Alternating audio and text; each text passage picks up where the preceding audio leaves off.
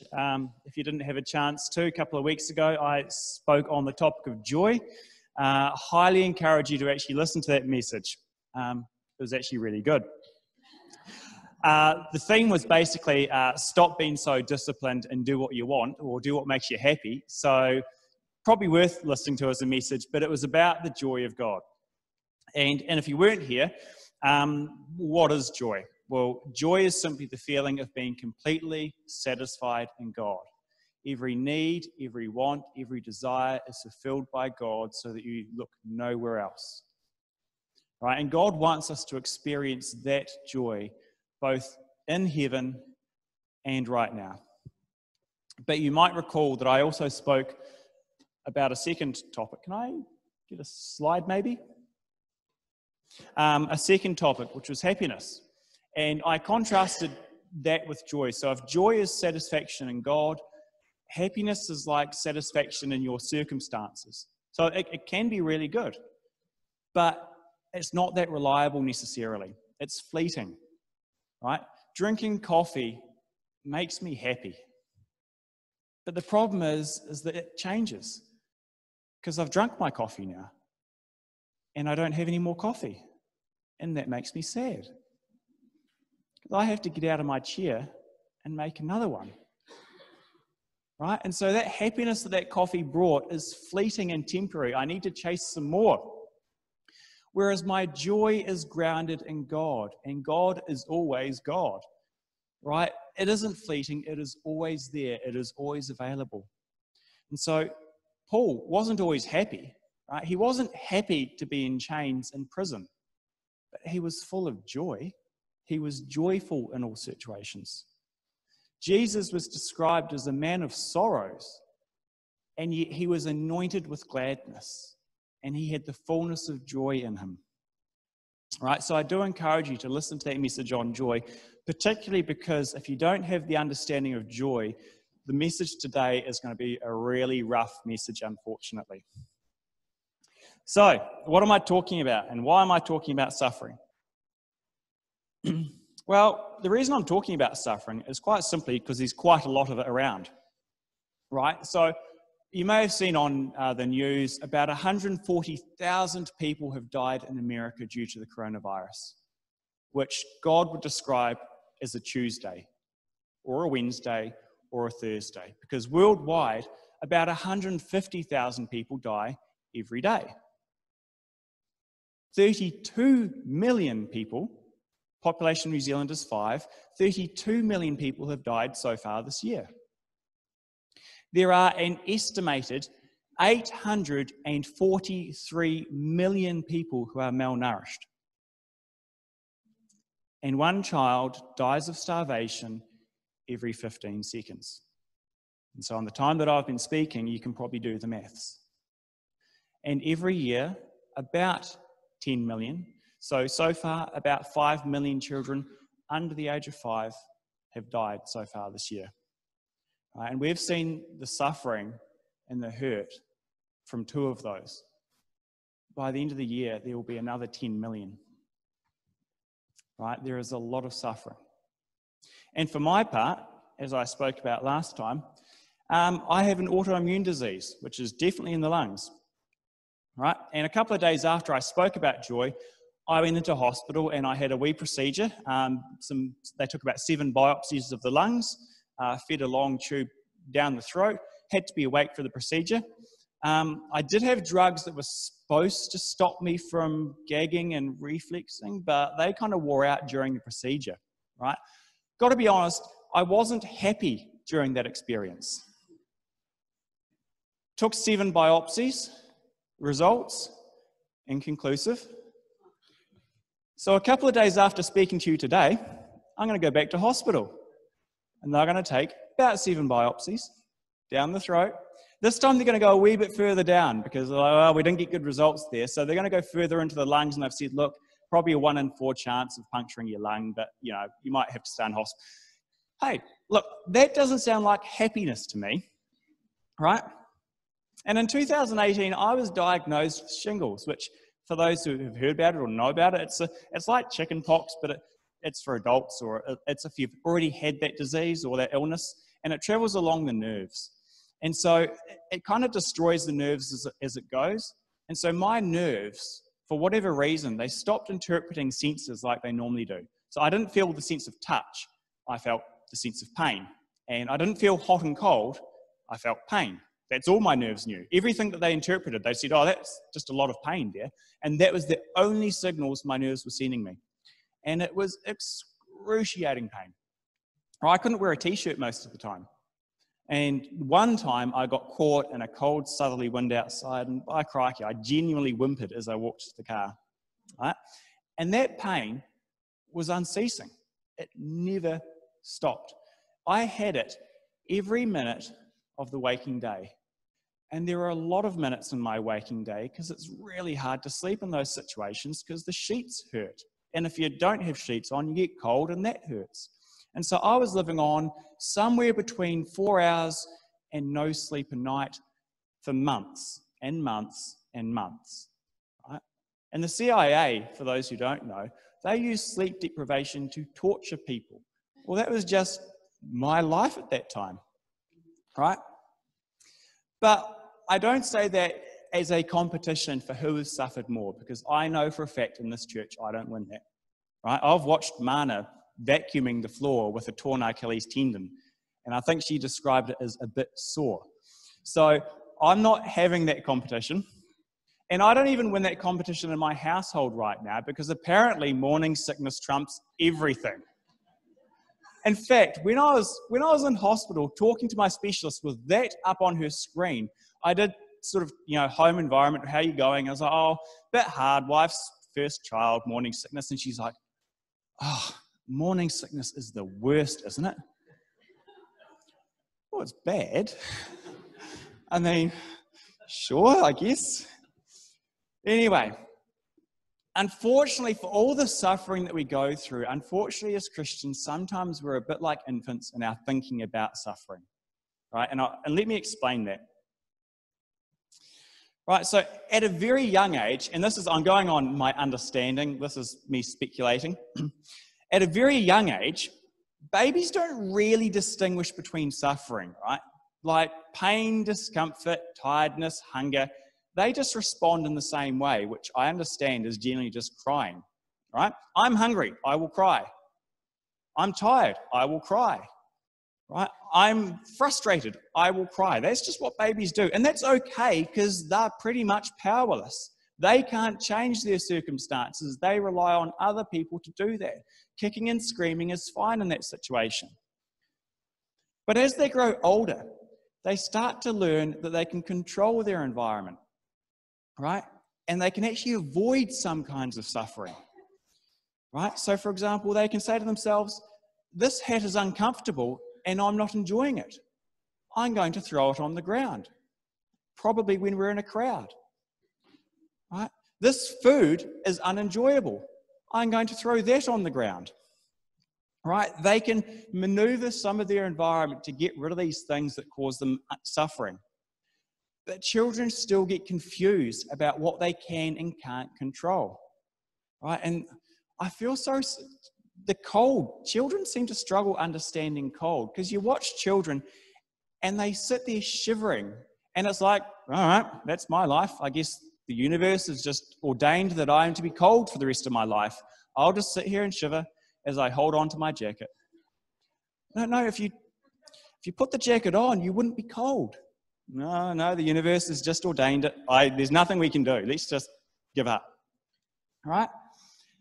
And for me personally, I learned this lesson about, I guess you could say, the futility of battling the environment or picking a battle you can't win. When I used to make sandcastles in the Abel Tasman. You see, dry sand for sandcastles is no good. That white stuff up there, no good for sandcastles. You can make piles and mounds. You can't make a sand castle, right? What you need is wet sand. Right, so you go down to the part of the beach where it's wet. Spoilers, there's a reason why it's wet, right? So just as you finish building your sandcastle, you start to realize that those waves that were 5 meters away are now 1 meter away, and they're closing. Well, that's okay. You can protect it. So you build a wee moat around your sandcastle, you put up a wall, and you do these things to try and protect your sandcastle from the waves. But it's hard work because these waves don't stop coming. They are relentless. And they're just always encroaching that much more. And it's frustrating. And you know what? It's futile because at some point they just break through that wall and they start breaking down that sandcastle you spent so long building. It is frustrating. But here's the reality. The white sand in that photo, well, that's the tidal zone. Anything beneath that is underwater, right? I was using moats and walls to try and protect a sandcastle that was going to eventually be 2 meters underwater. No amount of building a moat was going to fix that. But thankfully, by the time we're adults, we kind of start realizing what we can and can't fix. We understand that, look, if I'm cold, I'll just put on a jacket. Or some people might just turn on the heat pump and continue to walk around in their t-shirt. We know that if we run on the treadmill without warming up first, we'll probably be sore the next day. But we also know the easy solution for that. If we just don't go on the treadmill, that doesn't happen. And we know, because we are wise and we have learned experiences from our lives, that you can actually pick up the wet sand from beneath the tide zone and carry it back up to the dry area. You see, you can move the sand so that the tide doesn't trouble you anymore. We know these things now, so that we're not fighting against the tide. But when you become a Christian, you learn something that just seems to throw all of that out of the equation. It just turns it all on its head. You learn that God is sovereign. Now, He controls everything. So He controls the rise and fall of nations. He controls who is made king. He controls who lives and who dies, who is obedient and who is cast off to sin. The fact that we live and breathe is ordained by God. And so every instance of suffering on this planet only happens because God allows it. He's in charge. 60 million people will die this year, and God could stop every single one of those deaths if He wanted to. But He allows it. And let's not forget, for those who have read the book of Exodus, God parted the seas for Moses. When that tide came towards my sandcastle, He could have saved that sandcastle. He could have parted the waves and the ocean and left that sandcastle where it was. He allowed it to get destroyed. And so whose fault was it that my sandcastle got washed away as a child? I don't control the ocean. Well, it's my fault, obviously. I built it in the tidal zone. I know about tides. The ocean has done what the ocean does as long as there has been an ocean. In fact, I have to wait to build my sandcastle until the tide has receded. I know these things. I choose to build a sandcastle in the tidal zone. Whose fault is it? It's mine, clearly, right? But we can fall into the trap where we don't think that way and we just lump all of the suffering into one because God is in charge and I'm suffering and so why is that? And so we can sort of respond a wee bit more like infants in our thinking. But the reality is that there are different forms of suffering. They arise for different reasons and they have different causes. Some of it we can control ourselves. Some of it God can control, right? But there's no point in simply asking, well, why does God allow suffering? Well, which suffering are you talking about? Right? What suffering do you actually mean?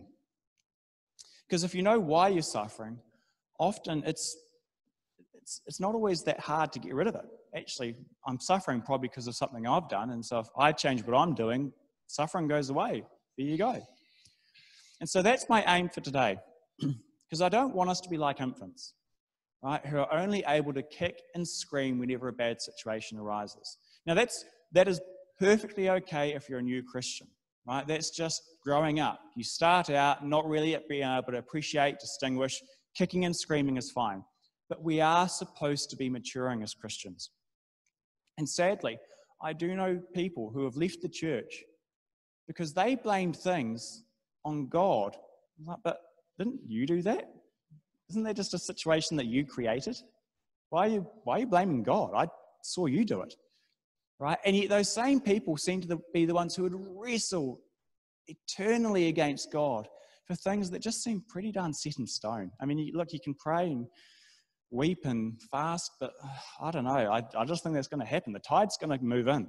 You can ask God to make an exception, but the tide's been doing that for a long time. All right, so my aims for this morning are to talk about, I've come up with 10 different forms of suffering. That's not the limit. I've just come up with 10 that we see in the Bible and how they can be avoided. And they'll be pretty brief for all of them. Right? And then I'll just make some very general points about all forms of suffering. And then I'll talk about the antidote for suffering. And spoiler, it is joy. So here are the 10 forms of suffering that I've come up with. And I'll just run through them all very quickly, and then I'll go through each one in more detail. So first, death is obviously an instance of suffering that a lot of us are probably likely to see. I'll talk about that. Creation, so the suffering we see in creation, the disease, weeds, hurricanes, those sorts of things. Suffering that comes from our sinful nature, just me being a sinful person and the suffering that causes. The suffering from poor life choices, which kind of it's a subset of the previous one, but I just wanted to talk about it separately. The suffering from our thinking. I know people, you could put them in a locked room on their own and they would have everything they need to suffer. Right? They've got that. That's all they need. Right? Suffering for God's purposes, sort of that mysterious ways thing. And then there's a couple of versions which are, I guess you'd say, reserved for Christians. So if you became a Christian to avoid suffering, really bad news, you've actually got a lot more coming your way during your lifetime. Right? God's discipline.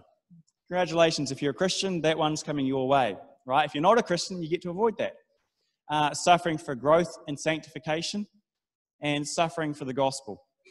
Right? But there is one kind of suffering that as Christians we get to avoid, and that is the suffering of hell. So I think on net, probably worth it. Excuse me. So let's talk about death. Now, the Bible teaches that death entered the world through the sins of one man. Right? Thanks, Adam. But it also teaches that death will be that life comes through one man as well, through Jesus. And let's be clear, death is awful. It is the result of the sin. It wasn't God's plan or his design. But there are 4 things that I would want to make clear about death. And the first thing is that yes, it's unfair that we die because of Adam, but it's also unfair that we get life through Jesus. So the fact that it comes through one, we're also saved through one. So that balances out. The other thing is actually death is completely and utterly essential for our salvation, for our eternal salvation. Right? Angels don't die. And Jesus couldn't die for angels because they don't die. He couldn't die in their place because they don't die. I can. I will die one day. And so Jesus could take the punishment for sins for me onto him because I'm going to die. The punishment for my sin is death. Jesus can take that because I die. So if an angel sins, there is no redemption for them. They are eternally separated from the moment of their sin. When we sin, because the punishment is death, Jesus can take that from us. And that's actually why God cast Adam out of the garden. Because when Adam sinned, God said, well, we need to get rid of him lest he eat from the tree of life. We don't want him being eternal. We don't want him having life forevermore. We want him to be able to die so that we can die in his place. And if that interests you, just read Genesis 1-4 and the book of Jude. It's in the New Testament, Jude. And death is awful, but it also has no sting if you're a Christian. Right? For us, death is simply the doorman who opens the door into the mansion that God has built for us, right? And he's terrifying as you approach him, scary as anything. But once you enter the building, you never see him again. You're there. You're in the mansion. You don't see the doorman. There is absolutely no sting in death for Christians. There is a lot of sting in death for non-Christians. And that'll be topic number 10. And the other thing is that because death wasn't God's plan, God does have a plan for dealing with it. Right? Revelation 20:14, there will be a time when death itself is cast out and there will be no more of it. So God does have a plan for removing that suffering. So the good news is it's a very temporary form of suffering. Bad news is it's been around for a while and it's going to be around for a while longer. Right? And it's not pleasant. Right? It's hard for those who are left behind. But the great thing is that there isn't any sting in it if you're a Christian, because all it is your gateway to God's mansion. So what about sin through creation? So not only did death enter the world, but when Adam sinned, creation itself, the universe, was subjected to a curse. The ground produces thorns and weeds. Apparently, Ellie, childbirth sucks. That's just something I've heard. We now have diseases, we have genetic disorders, mosquitoes, droughts, hurricanes, right? Those sorts of things. And again, if you're interested in this, Genesis 1-4, it's just such a great part of the Bible to just know really well. And also Romans 8 in the middle, and then Revelation 21 and 22 for the ending. So, who cursed the ground when Adam sinned? And the answer is, well, God did it. God cursed the ground. He cursed all of creation. So why would he do that? Paul gives us the answer in Romans 8. God did that in hope. In hope. He didn't curse the ground out of anger or judgment or righteousness. He did it in hope. Hope for what? Right? Hope that we would be brought out of bondage to decay and into a relationship with him, into an eternal relationship with him. Hope that we would see the world around us as fallen and broken and understand that we ourselves are fallen and broken. That we wouldn't think life is perfect, that we wouldn't think we are perfect, that in our fallen and broken circumstances, we would recognize it's not right, something is wrong. Right? Our world is broken so that we would know we are broken. And when people ask, well, how can God allow so much suffering? I'm reminded of the point that C.S. Lewis makes, which is, well, hold on, if the non-Christians are right, and there has been nothing but death and suffering for as long as there has been life, why are people even hoping or expecting for anything different? Right? Why are we shocked and upset at suffering? Shouldn't that be our default setting? Why is it that there's something in me that says, that's not right? I don't like suffering. I don't think that's right. It's wrong. And yet I live in a world that's full of suffering. Right? That doesn't come from the universe, because the universe only knows suffering. The universe is not trying to draw us into perfection. It doesn't know perfection. So who or what has put this desire for perfection in me, despite being surrounded by such a broken universe? Now, the good news is that, like death, the curse is only temporary, right? One day, the curse will achieve what it's intended to accomplish, which is it will help draw humanity into God. It will help draw us into God and see him as being all-satisfying and us desperately needing the death of Jesus on the cross to reconcile us to God. And when it has done that, its job is done, creation itself will also be redeemed. And the book of Romans even says that creation eagerly awaits for this to happen. Creation is egging us on. Come on, guys. I want to be redeemed as much as you. You guys need to step this game up. All right? The bad news is that until then, we are stuck with mosquitoes and disease and genetic disorders and drought, and apparently childbirth sucks. Now, the Bible also teaches that our own sin nature, our own bodies wage war against us, right? I desire to do things that are harmful to me. That's my body wages war against me. And it wages war against you guys. In fact, just this morning, I didn't mean to, but Edmund, he was talking about some imaginary, and I just said, well, Santa's imaginary, and we don't talk.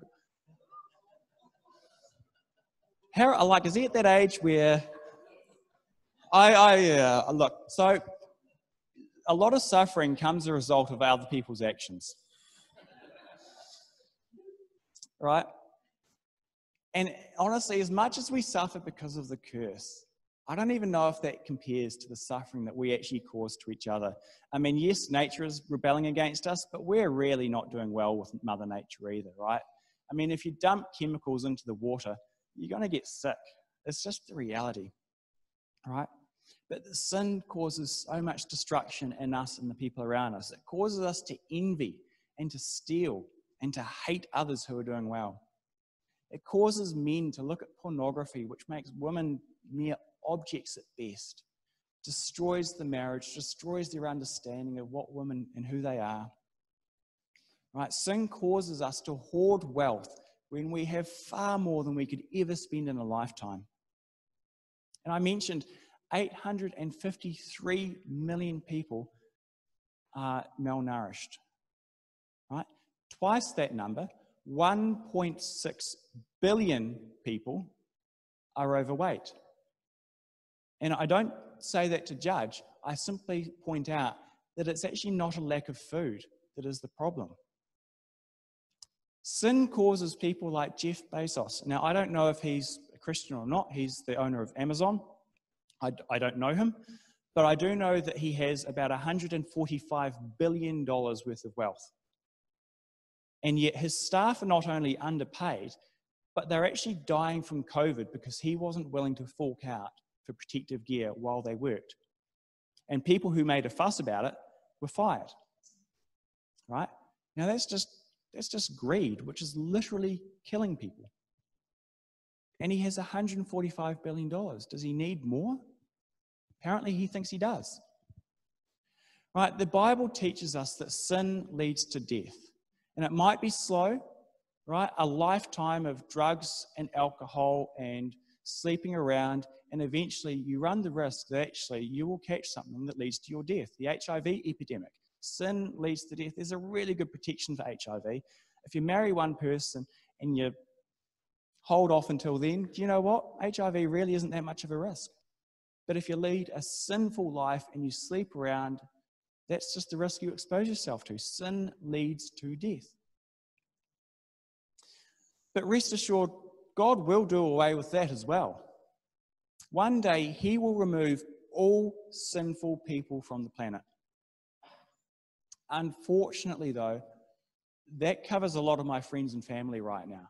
And so I don't necessarily want him to do that at this stage. Now, God, why are there so many evil people? Well, actually, my mother's an evil person, technically. So I don't want God to remove all the evil people of the planet. Not yet. Right? We are in a period of grace. And so it's frustrating that there are so many evil people who seem to prosper. Yes, Donald Trump is president, but I still want to see my mum get saved. And so if that's the price that has to be paid until God comes through and does his thing, that's fine. Now, strictly speaking, this is a subset of our sin nature, but I do think it deserves special mention. Because a lot of our suffering isn't because God's punishing us, right? And it's not because the world's against us. It's just that sometimes we make really dumb decisions. Right? And the Bible is clear. You reap what you sow. If you eat a lot of sugar and don't brush your teeth, you'll probably get a toothache. Is God punishing you? No, you didn't brush your teeth. If you buy a car on finance, when you don't actually have the ability to pay your loan, you're going to go through financial hardship. Is God purifying you? Look, to be honest, you just made a really dumb decision. And that's just you reaping what you sowed. Now, God can use that, but honestly, you just put yourself into that situation. And to be clear, God is gracious. Right? Even when we make dumb decisions, in his grace, he can help us. But the best way to avoid that kind of suffering is just don't make dumb decisions in the first place. And that's what the Bible encourages. It's not just about being good versus evil in the Bible. It's actually also about wisdom. Just be sensible people. Right? The entire book of Proverbs isn't so much concerned with being a good person. In fact, some of it's pretty shrewd. It's just about being wise. Just make good decisions, guys. And you'll avoid a lot of suffering in the long term. And we're encouraged in the Bible to seek wise counsel. You know, if you don't understand this situation, talk to someone who you think might. I'm thinking about buying a car. What are your thoughts on that? And they'll say, don't be silly, you're not employed. Along those lines. If we do that, we could save a lot of heartache down the road. And this one, I think, is, in the Western world in particular, a real big struggle. Suffering as a result of our thinking. Right? And I used to struggle in this way until I read this extract from C.S. Lewis. Yes, I'm a massive fan, as you can tell. He says, quote, "I once read the sentence, 'I lay awake all night with a toothache, thinking about the toothache and about lying awake.'" And he goes on to say, well, that's true to life. Part of every misery, so to speak, is the misery's shadow or reflection. The fact that you don't merely suffer, but that you have to keep on thinking about the fact that you suffer. Right? And sometimes our thinking about suffering can be worse than the actual suffering. I used to get really stressed about work. I'd have a trial the next day and I'd think, right, I need to get 8 hours of sleep and be rested for trial. But I'm stressed about my trial. But I need to sleep. And how can I sleep if I'm stressed? God, I'm stressed. Well, I need to stop being stressed. Well, how do I stop being stressed? I'd then, well, hold on, I've been thinking it's 7.5 hours sleep now. Well, it's going to take me at least half an hour to get to sleep, so that's 7 hours, but what if it takes longer? It could be 6 hours. Oh, I'm really stressed. Yeah, the stress of my actual trial was nothing compared to what I wound up in my own mind. And so I simply learned, look, yeah, I'm stressed about trial. That's fine. And I don't add to it with my thinking. I've got enough stress with the trial. I don't need to add to it with this thing up here. And as I say, I know there are people, you could leave them in an empty room and they'd have all the tools they need to suffer, right? It's their thinking, right? And that's why Romans 12:2 tells us to be transformed by the renewing of our minds.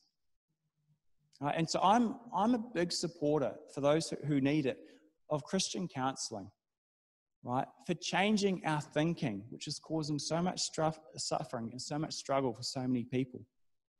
Right? Because changing our thinking isn't just a good idea, it's actually a command. Change the way you think. Don't follow the patterns of the world. Be renewed in this thing. And it will transform your life. It's amazing. Get rid of that thinking and suddenly everything changes. Now, there is suffering because it suits God's purposes.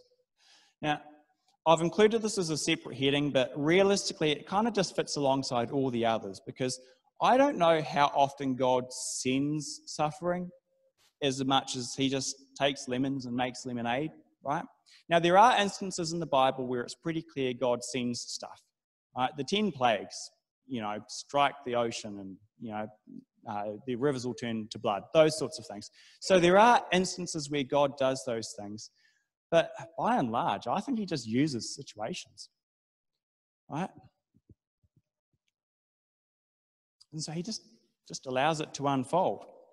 Now, did God, for example, throw Joseph into a pit and sell him to slavers? Did God do that? Well, no. Joseph's brothers did that. They sold him.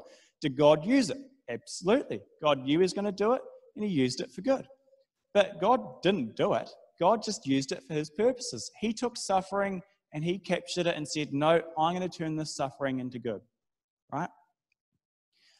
And sometimes we suffer, and it's not because of sin or dumb decisions or anything like that. It's just because it suits God's purposes to allow it to happen, right? In John 9, Jesus saw a man who was born blind. And his disciples said, well, Rabbi, who sinned that he would be born blind? Was it him or his parents who sinned? Right? They want to know, why is this guy blind? What is the cause? And Jesus simply says, well, neither. It wasn't his sin or his parents' sin. He was born blind in order that the works of God could be revealed. He was blind for that very moment, that Jesus would see him and heal him of his disease, glorify God, have this man been an instrument of God being revealed, right? That was the purpose.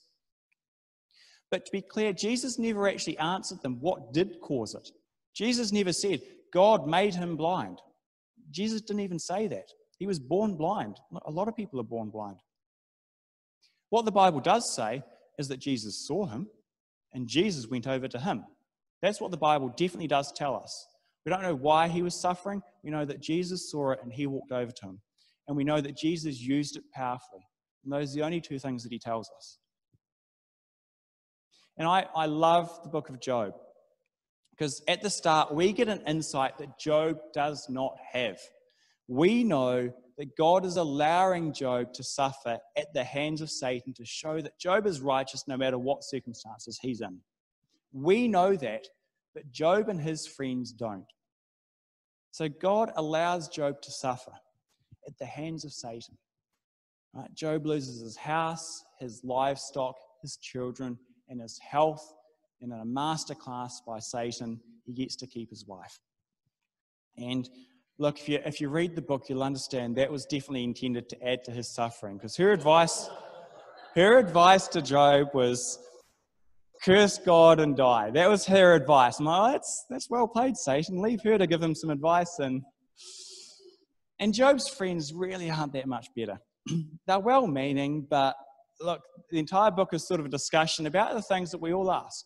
Why does God allow bad people to thrive? Why does God allow suffering? Those sorts of things. But what they think is that they think, well, God would never send suffering to an innocent man. So, Job, you must have done something.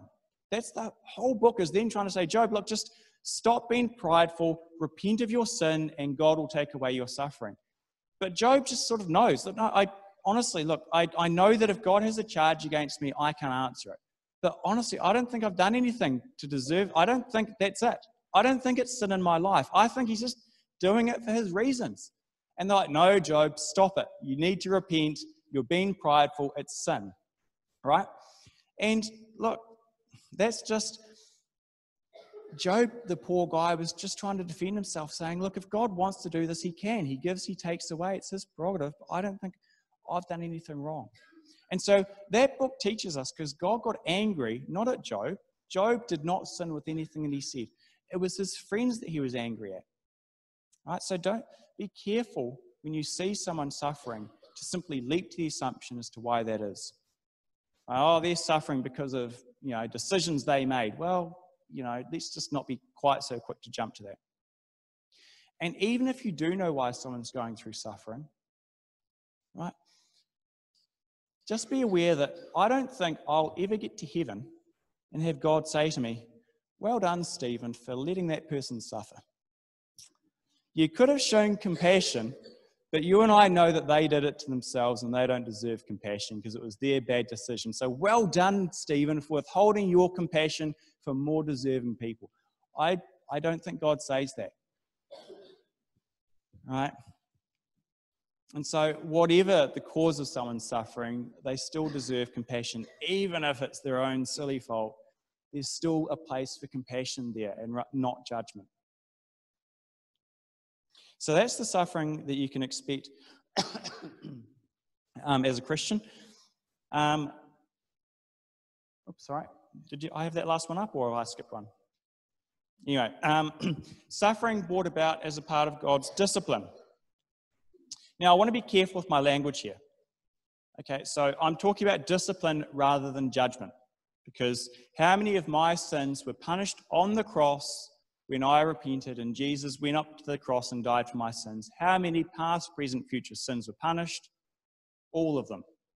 So how many sins is God going to punish in me going forwards? A second time? None of them. But does that mean that God will allow me to live like the devil for the rest of my life without repercussions? Well, no, he loves me too much for that. Right? He loves me so much, like any good parent, he will discipline me. He won't allow me to go off and hurt myself and other people. He loves me like a father. He will discipline me. And it might cause suffering for a little while, and it won't be pleasant, but that's what a loving parent does. Right? Hebrews 12:7-11 talks about that. But God doesn't discipline the world. Effectively, they are not his children. He disciplines us. And so that's just suffering that we ourselves have signed up for, and the rest hasn't.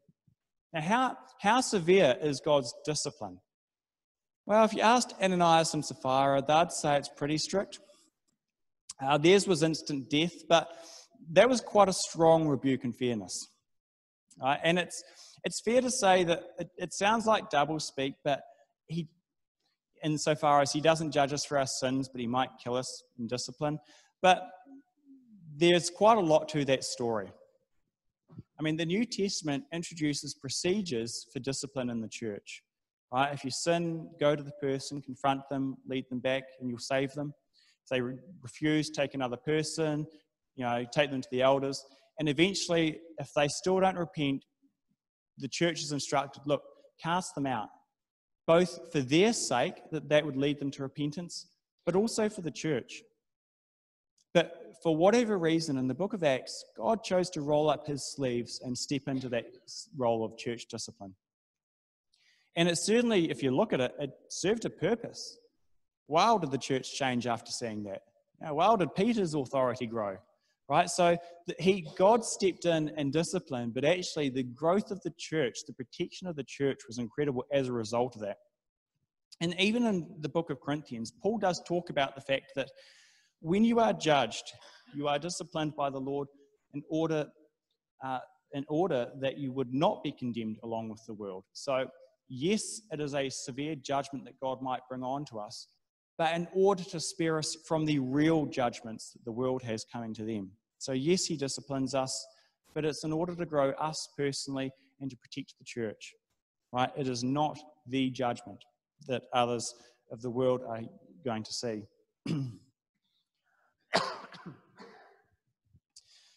Suffering just to learn lessons. Not only does God discipline us when we sin, but he also allows us to go through suffering simply for our own growth. Right? In fact, it even says that Jesus learnt obedience through suffering. Jesus had to learn obedience through suffering.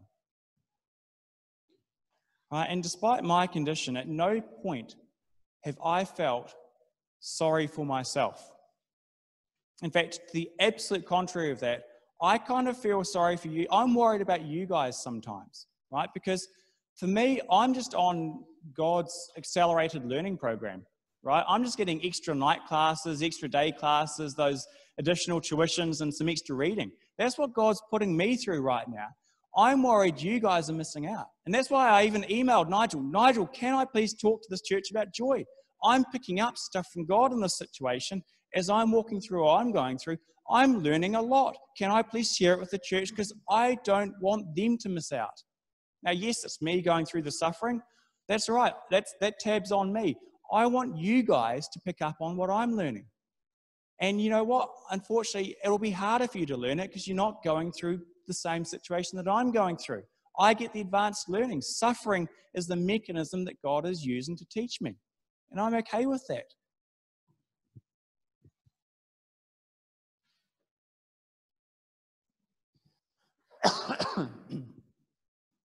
But God also uses it to draw us back into him. Right? C.S. Lewis talks about pain as God's megaphone. And you read the Old Testament, God is quite happy to use suffering to get Israel's attention. You guys have been ignoring me for a while, chasing other gods. Well, look, I'm just going to allow you to go through a period of suffering and you'll come back to me. And then they do, and then, that's the process we see in the Old Testament. Right? God is quite happy to do that. But it's all a part of the development. And the last one I quickly want to talk in terms of Christians is just suffering for the gospel. I was listening to Stephen Ripley talking about outside the hospital being abused by people who don't agree with his views on abortion. And so, well done, Steve, for actually putting himself out there and suffering. But Jesus did say, look, if they persecute me, they will persecute you also. And so there is a suffering that simply comes from being a Christian. In fact, the book of Hebrews was basically written to a church where he had to say, look, yes, your houses are being burnt down because you're identified as being a Christian. And all they had to do to stop their houses being burnt down, stop being ransacked, was stop identifying as being Christian. They stopped doing that, the suffering goes away.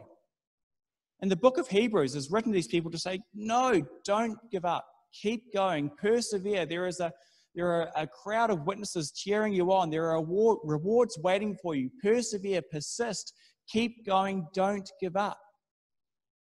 Acts chapter 5 talks about how the apostles were beaten, right, and ridiculed for their beliefs. And they rejoiced they were counted as worthy of that, right? And there are countries where it is a day-to-day reality that being a Christian exposes your life to the risk of being killed. My boss one time referred to you Christians when she was talking to me. That's about the persecution I've suffered. So most of us in New Zealand don't really understand that one, I don't think. And the last one, and I'll try and be quick, is hell. Look, if you're a Christian, hopefully you've accepted that Jesus has died for your sins.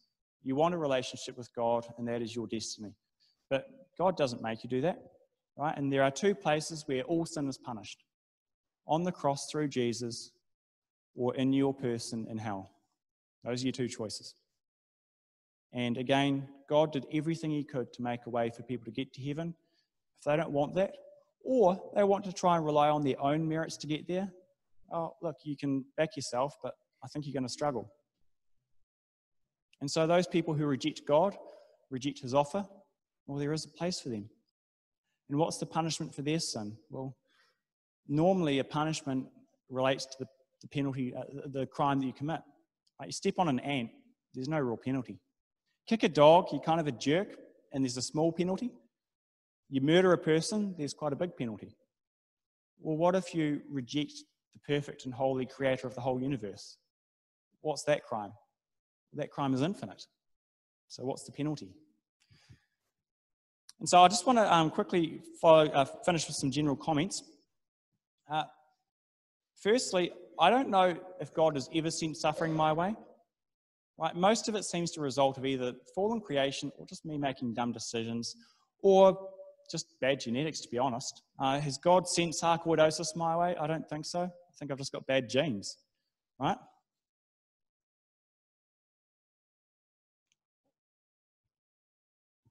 And God does see suffering differently to us. Right? For many of us, we think of suffering as the worst thing we could ever have, and we need to avoid it at all costs. God doesn't see it that way. He's quite happy to use suffering. He has no issues with it whatsoever.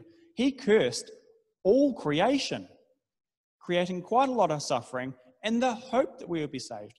It's fine. For God, that's 80 years of discomfort to buy an eternity with him. He's quite relaxed about that. So he's very relaxed in his views about suffering compared to a lot of us. Because for God, there are many things worse than a bit of suffering in our lifetime. And not just in eternity, even now, to live a life without knowing God's provision, his joy, his comfort. If he has to send us a bit of suffering in order to teach us those lessons, to draw us into him, honestly, it's just worth it. So for God, suffering isn't the worst thing. So don't think he's on your side and thinking, this suffering is the worst thing that can be, it must go. God might be willing to use it. But my third point is that it's not always clear-cut why we suffer, and therefore it's not always clear-cut how we get rid of it. Right? My condition, I've changed my diet, trying to get good sleep, trying to get good exercise, taking medical advice, taking medications now, some procedures, doing basically everything like that, and praying, and asking God, and trying to follow the Spirit. And I don't know which one of those will fix it. Just doing all of them. Until someone tells me which one specifically, I'm just going to do it all, right? And hopefully, one of those will answer it. Hopefully. And if it doesn't, that's okay. I'm learning. I'm on God's accelerated track. I'll keep learning until he wants to do something else. But there is an antidote. Whoops. Apologize. There is an antidote for all suffering, and that is joy. Right, now I got through my shingles through sheer stoicism, just grit, determination. I'm not going to complain. I'm not going to blame God. I'll get through this. And it sucked. It was miserable, right? It was just miserable. And when I started this process with this autoimmune disease, I just knew I can't go through that again. Stoicism isn't enough. It's just miserable, right? And the answer is joy, because with joy, suddenly that miserable suffering that I had, it's actually quite bearable. And as I say, I'm not worried about me. I'm worried about you guys right now. I don't care about my sickness. I just need to know that you guys are learning things from it, right? I just need to know that you guys are picking up on this joy. Because nothing in my life right now prevents me from joy at all. Nothing. And like I said earlier, I'm experiencing more joy now than I have in my entire life. Now, last year, I was in Germany drinking beer, eating sausages, and swimming in the Danube. I was very happy, but I didn't have a lot of joy. Right now, I can't say it's a happy time, but it's an incredibly joyful time for me. And so I'm not concerned about my suffering. Joy is just the complete antidote to it. And it's not just for me. Jesus was a man of sorrows, and yet no one had more joy than him. In John 15:11, he said to his disciples, "These things I've spoken to you, that my joy may be in you, that your joy may be full." So understand, if you have Jesus' joy in you, you are full of joy. You have as much joy as you can hold. Jesus had enough joy to completely fill everyone around him. Jesus was full of joy, but he was a man of sorrows. Paul was sorrowful and yet always rejoicing. And the apostles, they rejoiced at the beatings they received. See, joy is the antidote to suffering. Whereas almost by definition, happiness is not the answer. Because if you're suffering, by definition, you're probably not happy about it. Your circumstances aren't great. And happiness can't answer that. See, people who chase happiness, they try and avoid suffering. They try and avoid those dark times, because that's the only way you can be happy. Avoid suffering. But that's not what we're called to as a church. And now more than ever, we need to be a church who don't need to be happy. Right? The world has lots of happiness. Disneyland is a happy place. People don't come to the church to be happy. I'm sorry. But joy is something they don't get anywhere else. You can get happiness anywhere. If you're coming to the church to be happy, you'll leave the church to be happy. If you come to the church for joy, where are you going to find that? And the thing about joy is, we can walk through dark places. Right? I mean, looking at what happened to the community 2 weeks ago, right? How terrible if we simply tried to be happy in response to that. Look on the bright side. Cheer up. That's offensive.